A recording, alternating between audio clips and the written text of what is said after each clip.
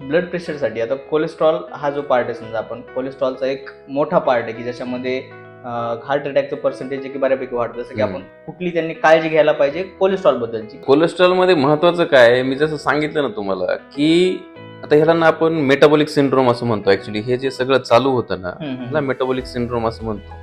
म्हणजे कोलेस्ट्रॉल मध्ये सगळ्यात अगोदर जर तुम्हाला लाईफस्टाईलमुळे डिसीज असेल तर तुमचं ट्रायग्लिसरीड वाढतं. ठीक आहे, ट्रायग्लिसरीड वाढतं. तुम्ही जेव्हा सोनोग्राफी करता तुम्हाला फॅटी लिव्हर असतं. ओके, ठीक आहे, तर फॅटी लिव्हर जे आहे ना तर तुमचा आजार इथून चालू होतो सगळा. तुम्हाला फॅटी लिव्हर झाल्यानंतर मग तुम्हाला कालांतरानं ब्लड प्रेशर होतं, शुगर होते आणि मग ब्लॉकेजेस वगैरे तयार व्हायला चालू होतं. तर मग ही मेटाबॉलिक सिंड्रोम हे ज्यावेळेस तुम्हाला कळतं ना, आणि मेटाबॉलिक सिंड्रोमचा मेन पार्ट हा घेर आहे. तुम्हाला जे मी सांगितलं ना वेस्ट हिप रेशो, तर ही ॲब्डोमिनल ओबेसिटी हा ह्याचा मेन मेटाबॉलिक सिंड्रोमचा जो मेन बिंदू आहे ना जिथून हे सगळं चालू होतं. पेट जरी आहे म्हणून आपण. हा, पेट जरी आहे.